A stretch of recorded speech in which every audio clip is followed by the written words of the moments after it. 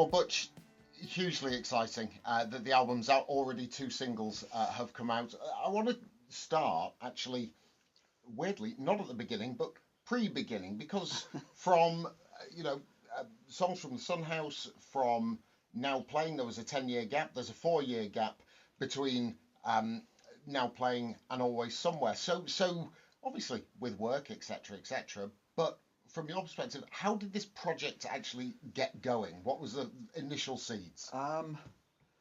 Well, the Now Playing album kind of came out in 2019, in the summer of 2019, and we played a few shows leading up to Christmas, and then had sort of like a bit of a tour planned for March, April of the following year, 2020, which is obviously when COVID happened. So all of the gigs that were planned and all of the shows around that kind of got canned. And then by the time the world got back to normal again, it was the moment had gone. It was kind of too late. So one of the things that COVID did that was good was that through various quarantines in various parts of the world, waiting to do qualifying health-wise to be able to do commentary gigs. I was stuck in hotel rooms during lockdown itself. I was in here with all the time in the world to kind of like to write again. And so that's how it all started, really. It was kind of germinations of ideas that happened while I was sort of on my own in hotel rooms for 10 days with no one else in the world to see. And what came out of that was a sort of a heavy period of creativity in terms of songwriting. So that was the beginning of it all. There's a lot of this, which is, it seems to me like quite a personal journey for you, a lot of reflection, and just elements of, I'm sure COVID had a part to play, but elements of something slightly different from Now Playing. From album to album, is there a sort of, do you feel a kind of growth musically? Yeah, well, I mean, the first one, Songs from the Sun House, which is what, back in 2008, 9. I was playing in a lot of blues bands. A lot of my influences as far as sort of playing guitar and all that kind of stuff came from the blues, and I was listening to a lot of Robert Cray at the time. So Songs from the Sun House has got a real sort of that kind of electric blues soul type vibe to it. And then Now Playing, there were still elements of that, but I guess as a songwriter, I sort of started to explore sort of more sort of pop style leanings, I guess, and sort of becoming more interested in sort of like the way melodies and the way the guitar kind of sits inside a track as opposed to being the main point of the track. And then this one, mainly because of getting older, I suppose. Time is a massive sort of factor throughout a lot of the writing in all of this, or sort of the running out of it, or the lack of it, or feeling as though you've never got enough time to do all the things that you want to do, and suddenly you're presented with an amount of time where it seemed limitless. You had as much time as you wanted to kind of to dive as deep as you wanted into yourself, or into music, and so that's basically the journey throughout the whole three things. There's still elements of the blues and stuff in the new record, in Always Somewhere, but much less so than had been in the previous two before, and that's just a part of I suppose what I think is my growth as a songwriter, as opposed to any sort of deciding that was no good. It's just a lot more interesting elements that can be explored when you leave that sort of idiom, I suppose. There is an air of the experimental about certain parts of the album, and I'll go through some of the songs a little bit more specifically.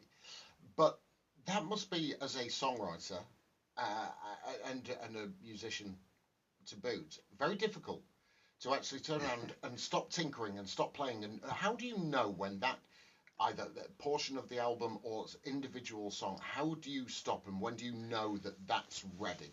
Well, I mean, that's where my producer Pete Twyman came in, really, because I'd sort of offer him demos that in my mind were kind of almost fully formed, or at least in terms of the ideas of the songs, and then over the period of about 2.5, maybe even 3 years, but we were sending files backwards and forwards, so we've never seen each other throughout this entire process, not been in the same room at all.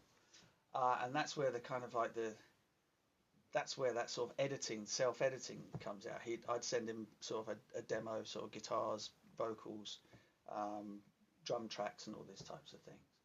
And then he'd send it back with various sort of different colours and shades in them, whether it might be, there are some sort of sort of electric flute type parts and woodwind instruments and all these other different elements in there that I wouldn't necessarily have thought of. And so he'd bounce those back, and I go, "Oh, I love that. That's a bit much," and that's how it worked. And so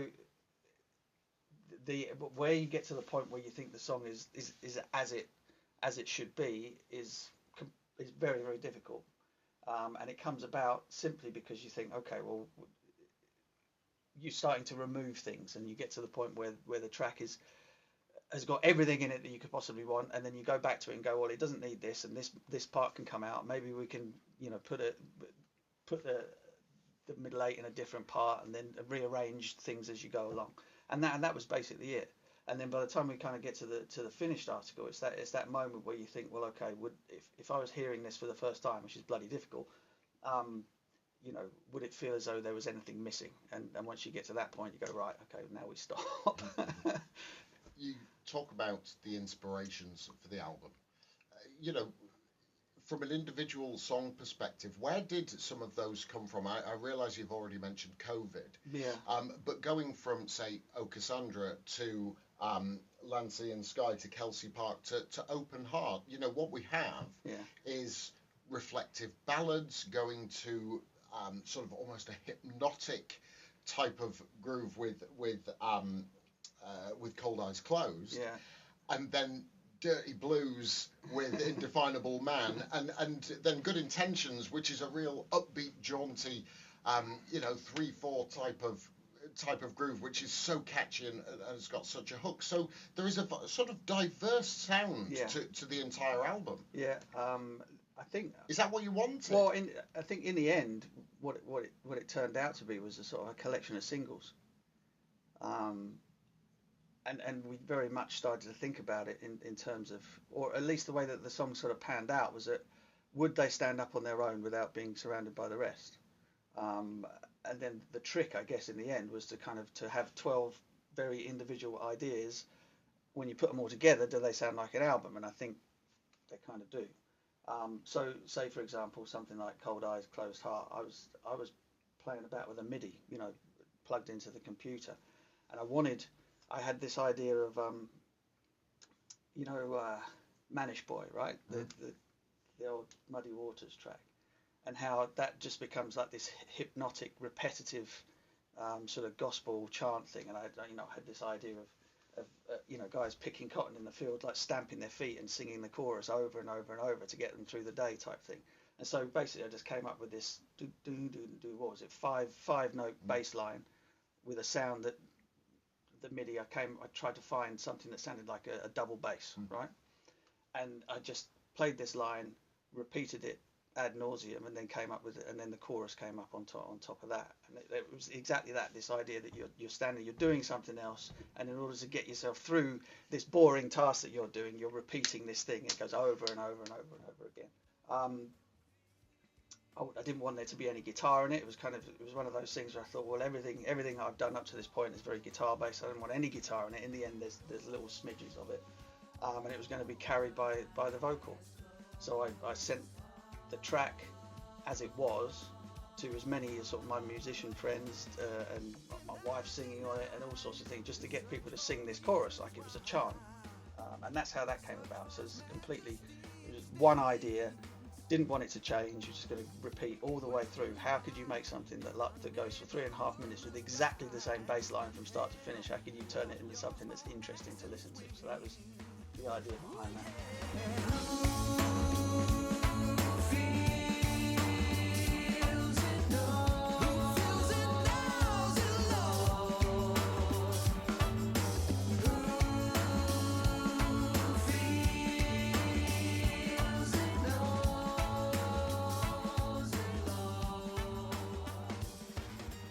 Indefinable Man's another blues idea, and that came from the Dylan album. Rough and Rowdy Ways came out in the during that lockdown period, and I listened to it over and over again. And just some of his ideas around sort of lyrical, storytelling or whatever. So it was basically a story about Croydon and about me growing up here and all that kind of stuff. And that was the inspiration was entirely the idea that could you tell a little story in a really short space of time, and get in, get out with a blues backing to it and whatever, and again, without any guitar histrionics or anything like that, but just make it like a little vignette, little sort of like something that you could imagine the story in your head and how it came. And so all of these ideas were based mainly around lyrical thoughts as opposed to sort of musical ones, which is I guess why the songs all seem to be so wildly different. What you looking at? Don't you know who I am? Black and white minstrel, indefinable man. Whoa, what you looking at? And that's what makes it really interesting for a listener, because let's take Indefinable Man for an example. We were chatting, and as I was listening, and it's only 2 minutes 20, something I like think that. it's probably less than that. And I was just listening to it in the car, and go, oh, well, here's the guitar solo, and it doesn't come. Yeah. And you go, but in and of itself, it works that way. Yeah. It's a strange feeling, because there is a standard template for certain blues songs. You do verse, chorus, guitar solo, back to verse, chorus. And in this instance, it is just 2 minutes of sort of pretty heavy blues. I thought it was Croydon when I was listening to it. The walking on broken glass and crushing the shoes, crushing the glass on the. But it is actually thinking in that slightly different way rather than a set template, which makes it stand out that little bit more. Yeah, and I'm glad it kind of comes across that way. So another tune you mentioned, Open Heart, that was one of Pete's. Pete found this song of his in a vault that never went anywhere, and he sent me the demo of it. And I sort of messed around with the lyric a tiny bit, but not a great deal. And had this idea of a kind of, like it's almost like a sort of like a Bowie type feel to it in terms of the way I deliver the lyric in the verses. And then it just sort of said, well, that there is now room for a sort of like a hairy-chested guitar solo in the middle of it, and then we go back to the sort of like the ballad type thing. And again, I was lucky because Pete's writing of it absolutely fitted in with the kind of like that the ideas of sort of lockdown and isolation and all those types of themes, and that came out unbelievably. It's one of my favorite tracks on the whole thing. But again, it's a co-write, I suppose, in some ways, but it's one of Pete's songs. There's a Land, Sea and Sky. There is a almost dreamlike quality to it that you'll take, and the album does say that, you take us almost sort of when you're away working to somewhere exotic, and you're just sort of sat watching the sunset, and these thoughts come into your head in a completely different way when you are working on cricket and you're in an exotic place, and from the sort of hard-nosed nature of Croydon in the home. So you are taking us to different places, and the sound sort of almost, and what you've got over, the dog barking. In what was that? The dog barking in I'm With You. I'm With You. Yeah. So it takes us to those places, and when I mentioned it being like a very personal journey, you're actually with the individual singles, you're taking to those places that you've been. Hence the name of the album, of course. But that's the way it sort of comes over from that personal nature. Yeah. I get asked a lot about.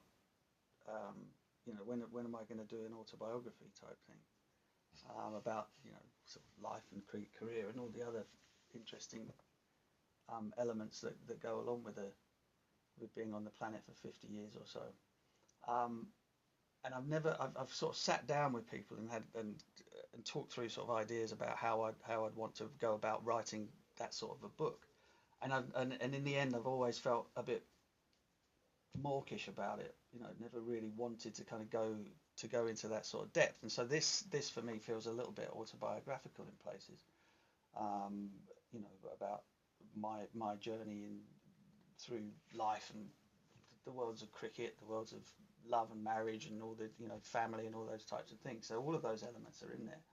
Um, and it was easy, like I said, because of the time, or there not being any real restriction on the time that it was going to take to do it. I was able to do it in a way where where I was telling personal stories, but then the ideas or the things that were happening around us in the world, whether it be sort of governmentally or the wider scope of sort of political stories, and the way, because government was such a major part of everybody's lives through that period, being instructed that you couldn't do things, and then the people that were making those decisions and the reasons that they were making them were all kind of parts of it that came out as well.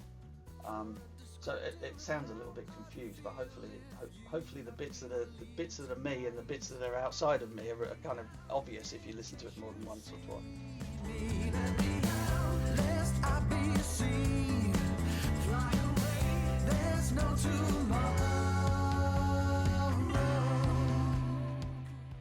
Is it difficult to write in that way, in that autobiographical way you say about revealing yourself? Mm.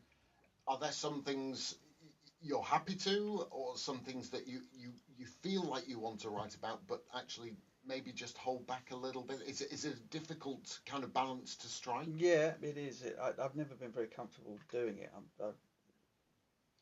It's not it's not an easy thing to do. But again, I kind of feel like I've got to a point in time, age-wise at least, whereby you can be you don't have to hold things quite so close to your chest. So and I've enjoyed it actually, because it opens up a lot of scope, in terms of the emotion, things that you're writing about. You're not in the third person all the time, or projecting ideas onto somebody or something else. And so, in that regard, I think the whole record is a big shift in terms of being able, just being more comfortable in my own skin, for better or for worse. And it's come out. I think it's come out in a lot of the songs, and it feels, for people that have listened to it, they kind of feel like that there's more of a sense of who's writing them, as opposed to just words and music put together. Are there specific songs that actually define that? Yeah, I think so. There are two. I mean, obviously, when it comes out, it'll come out on digital, and on CD, so you don't get side one and side two, or side A and B. But there are two tracks on, um, what I would call side A, As the Sun Hits the Sea, which is the second single, and Burn the Whole Thing Down, which are kind of as close as I've got to sort of revealing myself in any particular way on the album.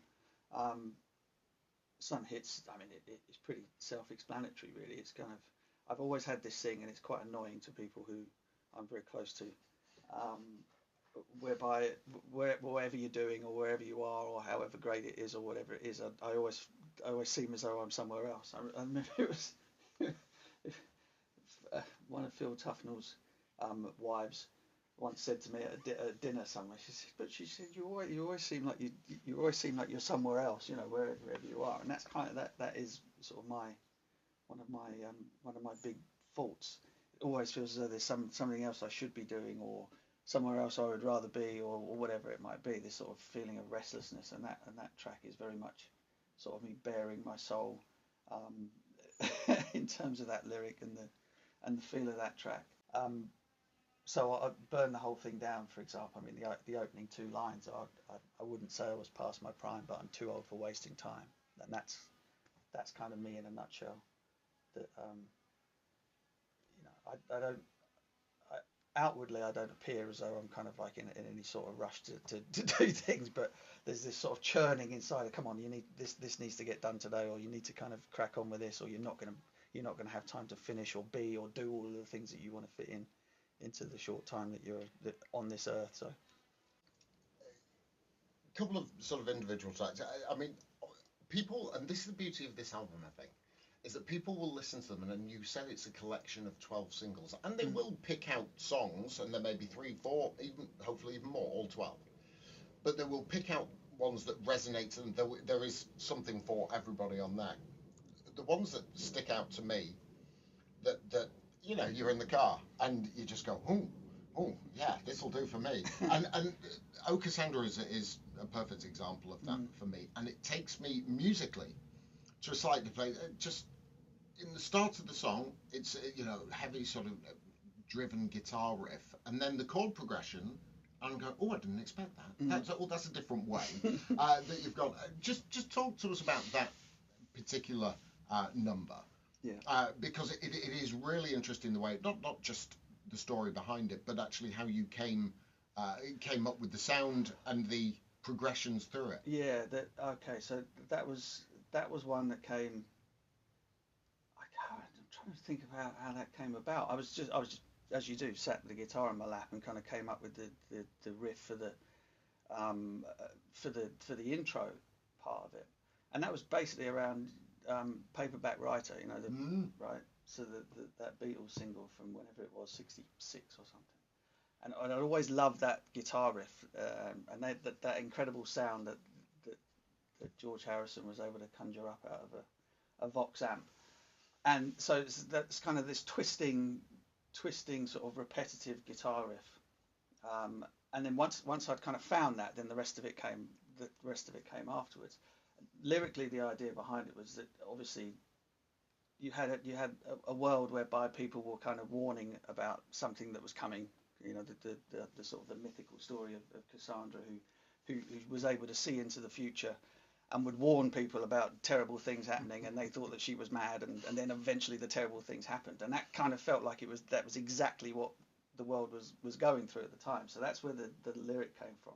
And Cassandra, I suppose, is certain parts of the public, not everybody, but large parts of the public going, whoa, hang on a second, this is what's happening, and the person that you're singing about, or the people that you're singing to, are the ones who kind of castigated and eventually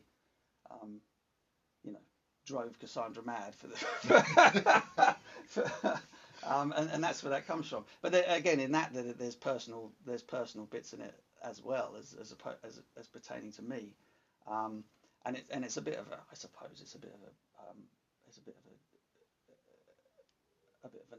a go at the people that were supposed to be taking care of us during that period of time, dressed up as a sort of a back and forth between a man and a woman. The other one, which when we spoke about it when we were working together, not that you were dismissive of it, it was just almost you were a little bit surprised that was the one that sort of stuck out to me as well as I. And that's Good Intentions. Yeah. Which I think is, I've been around the kitchen, in the car, and all I'm going is da da yeah da da da da yeah. And not that it 'cause I've listened to it probably 3-4 times, but it's the hook that stays with me, and that progression again, and that is something that really does grab you.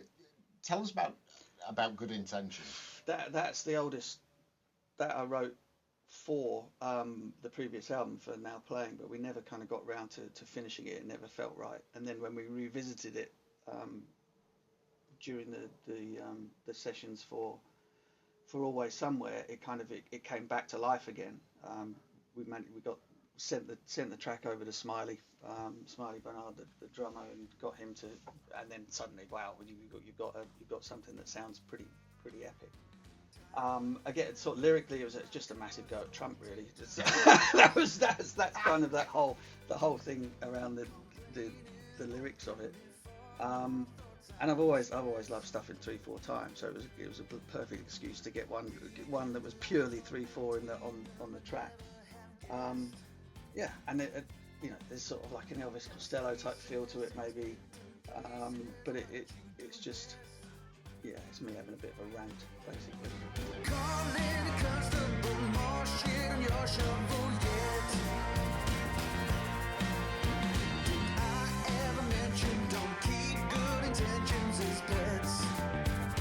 You mentioned Smiley.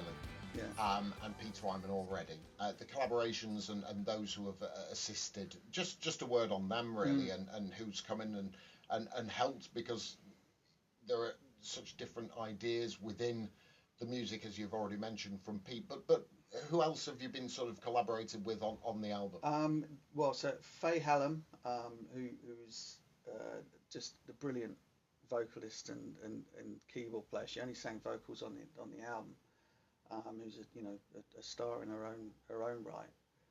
We sent her Cold Eyes with the sort of like the choir, with people like Marcus Bonfanti and John Amor and friends of mine, my brothers on it, and sort of sent her the track and just left her with it, and she came up with the incredible sort of vocal arrangements around the chorus of Cold Eyes Closed Heart.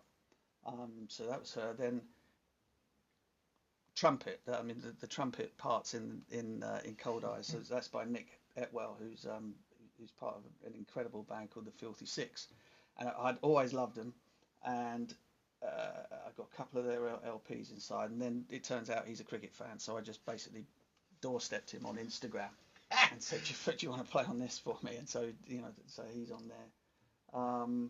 Who else we got? So Pete played a lot of the keyboards, but there's a guy called Alex Lee Richards who played on the previous album now playing, who played some incredible parts on. There's a track called "Burn the Whole Thing Down." Plays this incredible part in the middle eight on that track. I don't even know what he's playing it on, to be honest, but it's stunning. And he also offered some brilliant sort of piano and colour through As the Sun Hits the Sea, the acoustic number. So there's all kinds of fabulous players. I'm trying to think if I've left anybody out. Matt Round played bass on As the Sun Hits the Sea. Him and Smiley do a sort of like a collaborative in studio sort of work for people who send them songs. So there's a rhythm section, drums and bass. They'll do that. And Matt played gorgeous bass on As the Sun Hits the Sea.